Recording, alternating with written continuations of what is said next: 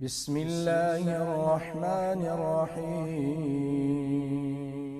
وفی عاد، اور قوم عاد میں، قوم عاد ان کے قصے میں بھی تمہارے لیے نصیحت ہے، عبرت ہے، تنبیہ ہے کہ دیکھو تم اس طرح نہ کرنا۔ عاد، قوم عاد بہت طاقتور تھے۔ وَإِلَىٰ عَادٍ أَخَاهُمْ هُودًا، ان کے بھائی ہود کو نبی بنا کر بھیجا۔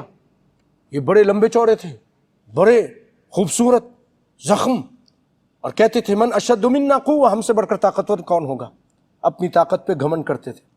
اللہ اکبر۔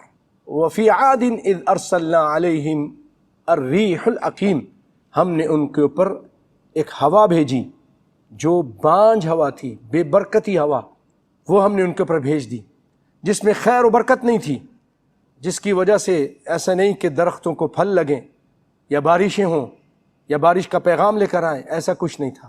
یہ ہوا تھی سخرها علیہم 7 لیال و8 ایام حسوما، ہم نے 7 راتیں اور 8 دن مسلسل ان کے اوپر وہ تند و تیز ہوا چلا کے رکھی، اور کأنہم اعجاز نخل خاویہ، ایسے ہو گئے تھے جیسے کھجور کے لمبے درخت پڑے ہوتے ہیں۔ ما تذر من شیء اتت علیہ الا جعلته کالرمین، جس چیز کے اوپر یہ ہوا آئی اس کو اس بوسیدہ ہڈی کی طرح چوڑا چوڑا کر توڑ کے رکھ دیا، تباہ و برباد کر دیا اس ہوا نے۔ 7 لیال، 7 راتیں اور 8 دن یہ مسلسل ہوا چلتی رہی اور ان کی تباہی و بربادی کا سامان کرتی رہی۔ اللہ سے دعا ہے کہ اللہ تعالی ہم سب کو اپنے عذاب سے بچا کے رکھے۔ ما تذر من شیء، جس چیز پر گرتی تھی اسے بوسیدہ ہڈی کی طرح چوڑا چوڑا کر دیتی تھی۔ وفی ثمود اذ قیل لهم تمتعوا حتی حین، صالح علیہ السلام قوم سمود پہ آئے تھے اور انہوں نے کہانی دکھاؤ ہم تم پر ایمان لے آئیں گے۔ جھوٹے بہت سارے لوگ آج ہی ہیں، حدیث دکھا دیں ہم مان لیں گے، حدیث ہم دکھا دیتے ہیں مانتے پھر بھی نہیں، ایسے ہیں، آیتیں دکھا دیتے ہیں پھر بھی نہیں مانتے۔ اللہ ہدایت عطا فرمائے۔ تو انہوں نے کہا کہ ہم مانیں گے۔ کیا نشانی؟ اس پہاڑی سے یا اس پہاڑ سے ایک اونٹنی نکلے، گیابن ہو، نکلتے ہی بچہ جنے۔ آپ نے اللہ سے دعا کی، ایسے ہی ہوا۔ وہ پہاڑ شق ہوتا ہے یا چٹان شق ہوتی ہے، وہاں سے ایک اونٹنی نکلتی ہے پتھر سے، اور وہ نکلتے ہی بچہ جنتی ہے۔ اب ہونا تو یہ تھا ایمان لیا، لیکن ایمان نہیں لائے، بلکہ اونٹنی سے دشمنی شروع کر دی۔ اللہ نے فرمایا لہا شرب ولکم شرب، ایک دن یہ اونٹنی پانی پیے گی، ایک دن تم لوگ پانی پیو گے۔ لیکن دوسرے دن جس دن پانی ان کی باری نہیں ہوتی تھی تو اونٹنی اتنا دودھ دیتی تھی کہ ان لوگوں کے لیے کافی ہو جاتا تھا دودھ۔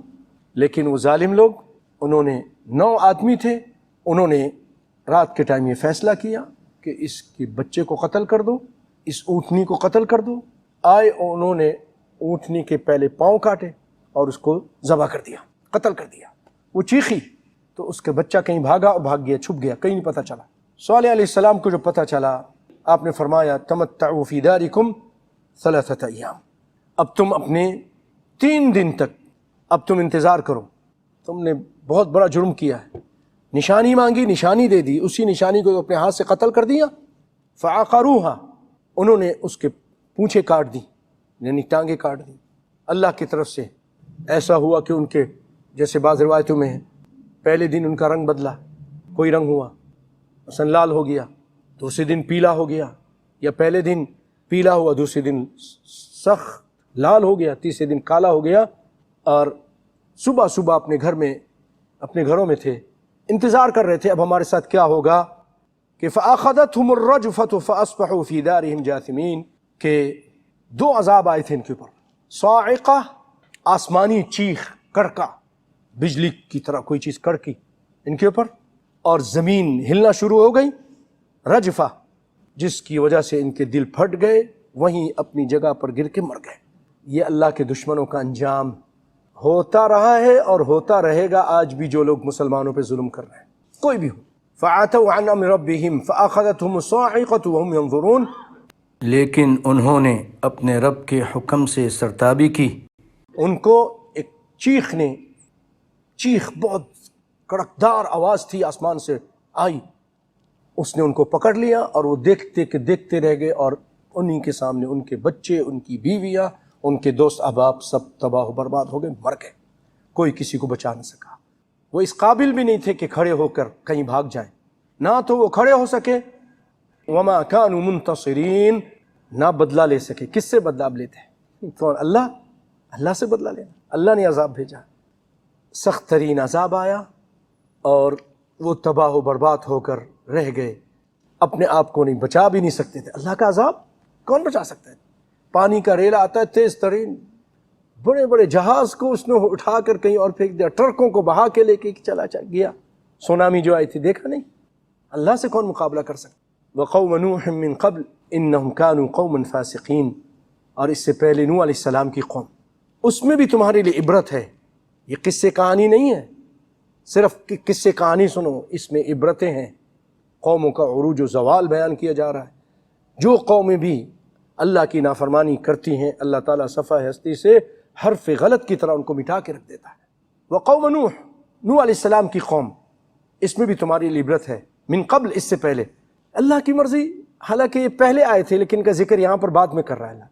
انہم کانوا قوما فاسقین، یہ بھی اور ان سے پہلے جتنی قوموں کا ذکر کیا گیا یہ سب فاسق قومیں تھیں، نافرمان قومیں تھیں۔ ہم بھی دیکھیں کہ ہم اللہ کی فرما برداری کر رہے ہیں یا نافرمانی کر رہے ہیں، ایسا نہ ہو کہ ہم پر بھی اللہ کا عذاب آ جائے۔ کیا ہم فجر کی نماز جماعت سے پڑھ رہے ہیں؟ کیا ہم سود کو چھوڑ چکے ہیں؟ کیا دیگر اور اللہ اس کے رسول کے جو فرامین ہیں اس پہ عمل کر رہے ہیں کہ نہیں کر رہے ہیں؟ ہر آدمی اپنی جگہ سوچے اور اپنی اصلاح کرنے کی کوشش کرے۔ اللہ تعالیٰ مجھے بھی اور آپ کو بھی عمل کرنے کی توفیق عطا فرمائے۔